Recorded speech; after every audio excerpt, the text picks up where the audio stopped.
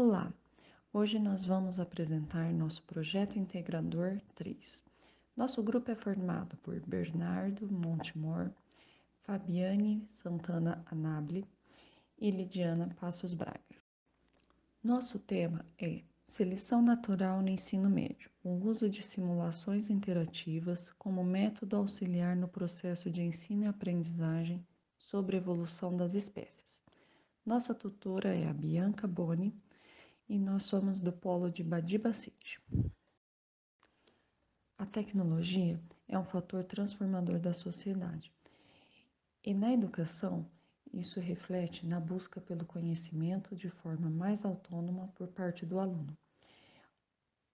E por parte do professor, fazendo com que as aulas sejam mais atrativas, com práticas relacionadas ao mundo real.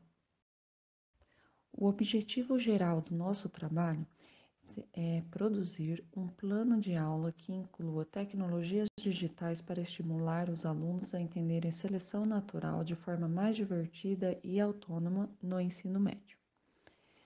Nossos objetivos específicos foi levantar os recursos digitais que podem auxiliar no ensino sobre seleção natural, identificar a melhor maneira de aplicar tais recursos com alunos do ensino médio e produzir um plano de aula propondo o uso desses recursos digitais. Decidimos trabalhar com esse tema, pois as más interpretações acerca dos conceitos de evolução das espécies por seleção natural e a dificuldade em discutir esse assunto em sala de aula são problemas existentes nas aulas de biologia. A partir desse problema, pensamos em práticas ativas que pudessem funcionar como uma alternativa para ilustrar de maneira mais eficiente o assunto ao aluno.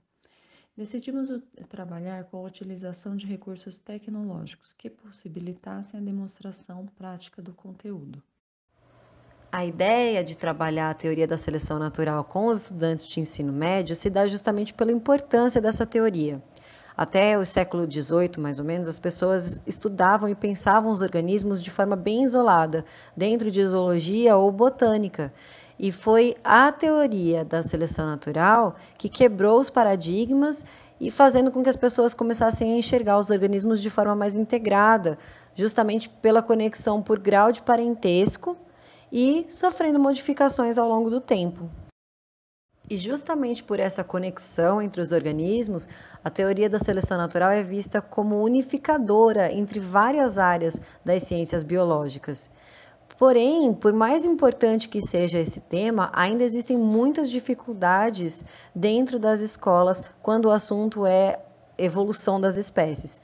Então, muitos professores não possuem qualificação adequada, tanto porque a formação inicial é deficiente, ou porque não existe formação continuada para esses profissionais, ou até mesmo por questões mais particulares, como questões filosóficas, religião, política, que fazem com que esses professores não tenham a preparação adequada para tratar esse assunto dentro da sala de aula.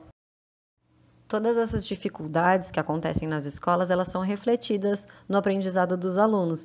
Então, é muito comum ver estudantes que confundem as teorias. Por exemplo, tentam explicar a evolução das espécies a partir de outras explicações, usando teorias que nem são tão bem aceitas mais hoje em dia, como a teoria de Lamarck, sobre o uso e desuso das partes do corpo, do desenvolvimento das partes do corpo, levando à evolução das espécies, que é uma teoria que possui conceitos que já não são tão bem aceitos hoje em dia.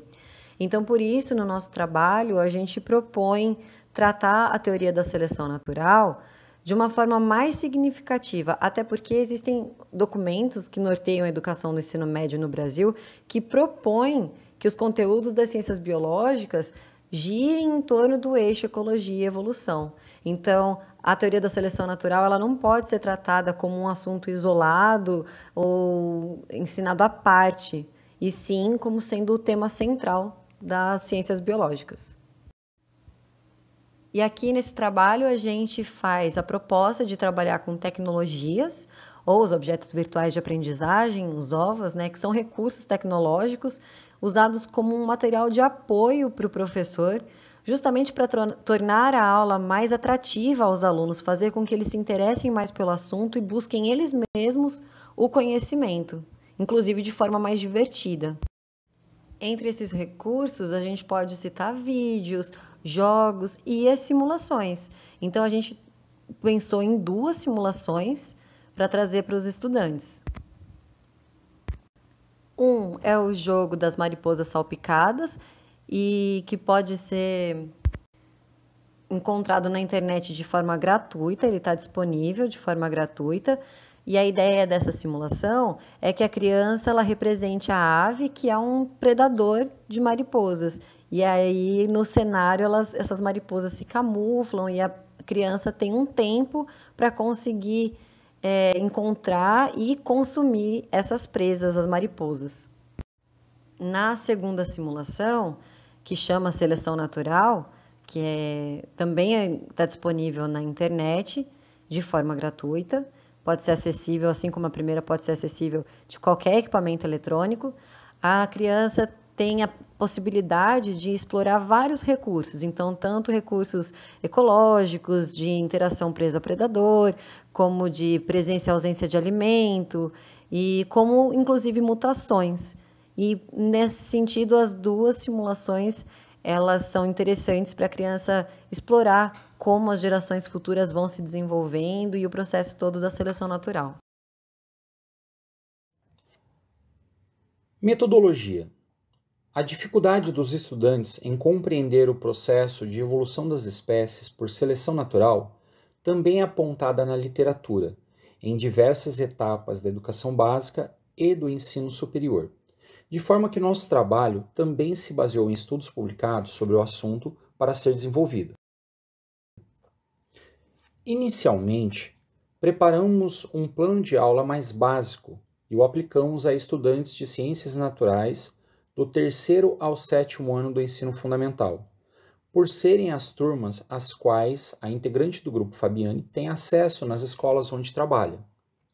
Na etapa seguinte, enviamos um questionário contendo os links que dão acesso ao plano de aula e às simulações a professores de redes particulares e públicas para que eles pudessem avaliar a efetividade do plano de aula e para obter sugestões que possam melhorar a ideia proposta.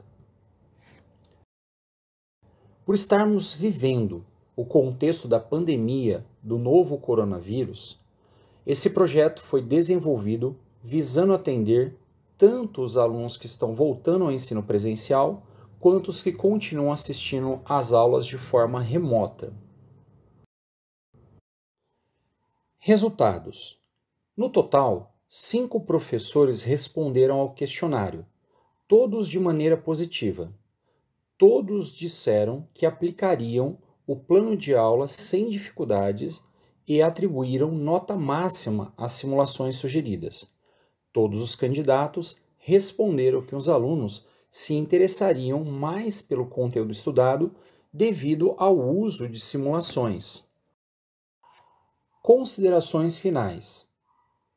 Tanto o teste inicial do nosso trabalho, que envolveu a aplicação do plano de aula a estudantes do ensino fundamental, como a resposta dos professores de ensino médio ao questionário enviado, evidencia a efetividade do uso de simulações interativas como ferramentas auxiliares em aula.